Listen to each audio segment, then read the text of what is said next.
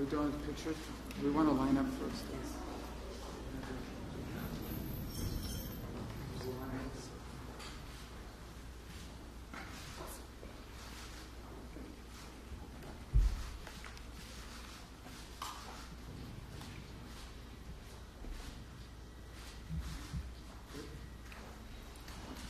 Welcome.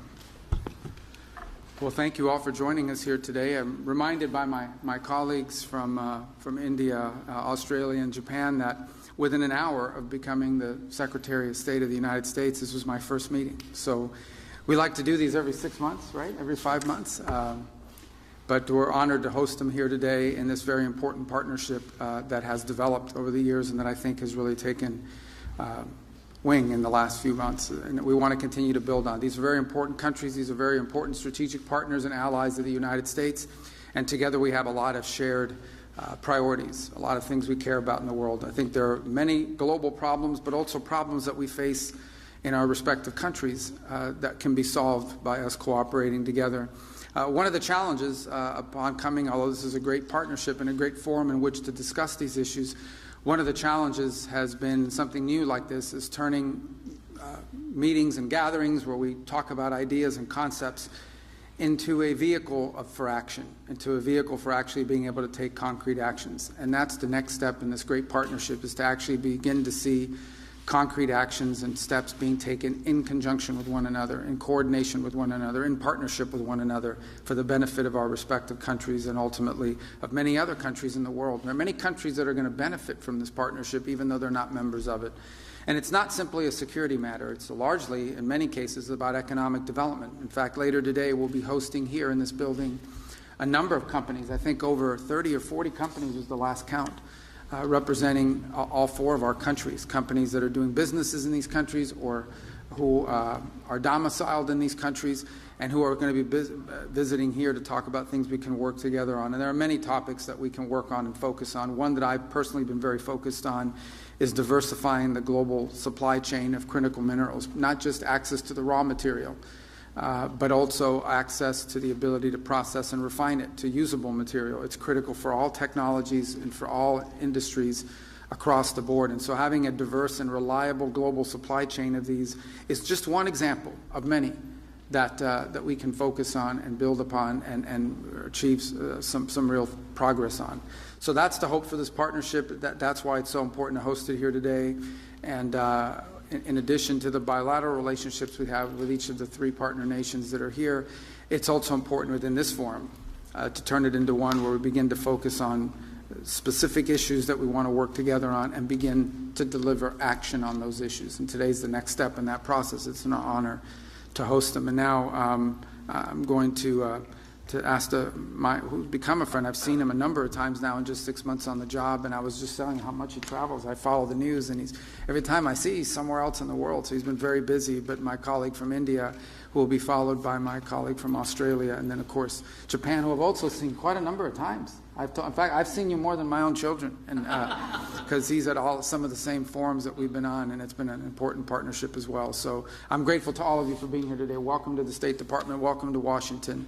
And I look forward to visiting you in your respective countries as well, and for the progress that we're making together in this very, very important partnership and forum that we've created.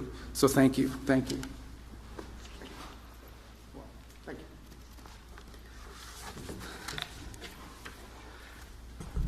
you. I'm very pleased to be back in D.C. for the second time this year for a Quad Foreign Ministers meeting. And let me begin by saying that we're all committed to ensure a free and open Indo-Pacific. To that end, our endeavors are devoted to promoting a rules-based international order. It is essential that nations of the Indo-Pacific have the freedom of choice, so essential to make right decisions on development and security. In the last few months, we have made significant progress in Quad initiatives. They include the maritime domain, logistics, education, and political coordination. We will be discussing that in greater detail. The working of the Quad has also been made more efficient through streamlining the working groups, a more cohesive nimble and focused Quad will certainly help deliver better. Quad is about deepening our convergence and expanding our common ground. I value our consultations on different dimensions of the Indo-Pacific in that regard. A lot is happening in the world, and I'm sure that our exchange of views will be very valuable for all of us. A word about terrorism in the light of our recent experience. The world must display zero tolerance. Victims and perpetrators must never be equated, and India has every right to defend its people against terrorism, and we will exercise that right. We expect our Quad partners to understand and appreciate that. India plans to host the next Quad summit. We have some proposals on how to make that productive. I'm sure so do our partners. We will discuss, and I'm sure we will agree. Once again, I thank Secretary Rubio for hosting us today, and I look forward to our discussions. Thank you.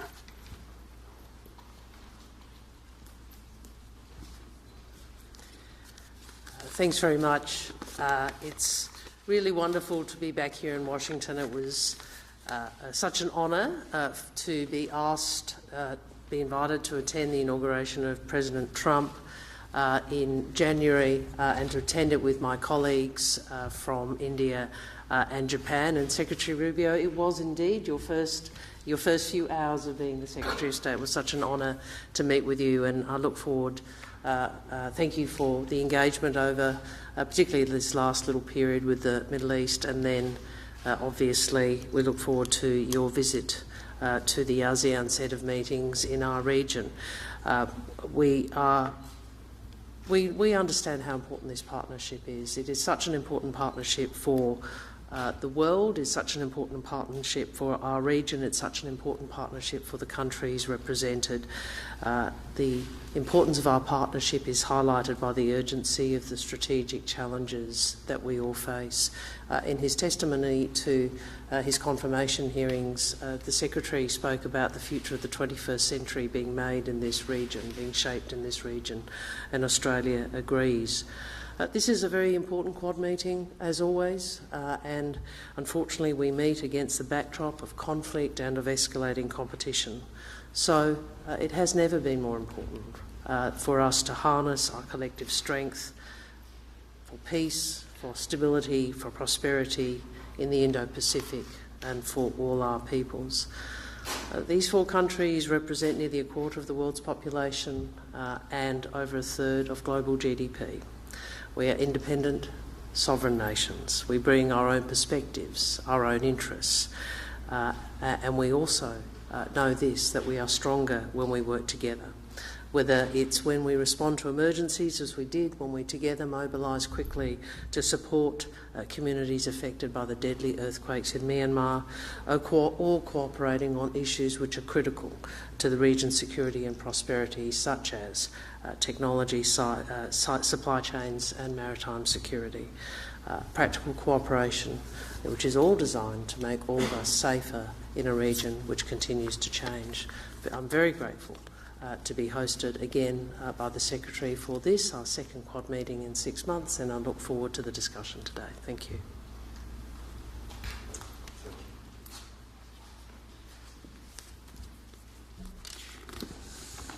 本日マルコのイニシアティブで、本年2回目の日米豪印外相会合を開催できることを大変嬉しく思います。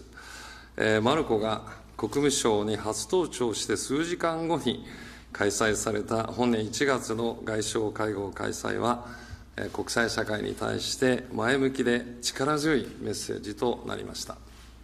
Today, I'm pleased to convene the second Quad Foreign Ministers meeting of this year, thanks to Marco's initiative. The previous Foreign Ministers meeting in January took place just a few hours after Marco's first day at the State Department, and I believe that sent a positive and a strong message to the international community. それから半年のタイミングで再度日米豪印の外相がワシントン DC に集うことができたのはクアッドの結束の強さと重要性を示すものであります。The fact that the four foreign ministers are once again gathering here in Washington, D.C. only 6 months later demonstrates the strength of a unity and the importance of the Quad. 現在、中東や欧州ではさまざまな混乱が起きております。我々4カ国が位置するインド太平洋は世界人口の半数以上を要する世界経済の成長エンジンであり、インド太平洋地域の平和と安定は国際社会の繁栄にとって不可欠であります。インド太平洋地域の平和と安定のために、地域の大国である日米豪印4カ国が果たせる役割は大変大きなものがございます。Currently, there is turmoil in the Middle East and Europe. The Indo-Pacific region, where our four countries are located, is the growth engine of the global economy, accounting for more than half of the world's population. With this, the peace and stability of the Indo-Pacific region are essential for the prosperity of international community. The four countries, as major powers in the region, have an important role to play in ensuring peace and stability in the Indo-Pacific region. 本日は現下の国際情勢について戦略的な観点から議論を深めたいと思います。また、自由で開かれたインド太平洋の実現のために、地域諸国に裨益する今後の協力などについてしっかりと意見交換したいと思います。ありがとうございます。Today, I'm looking forward to engaging in in-depth strategic discussions on the current international situation. Additionally, we will exchange views on future cooperation that will benefit countries in the region in order to advance the realization of a free and open Indo-Pacific. Thank you very much. Thank you.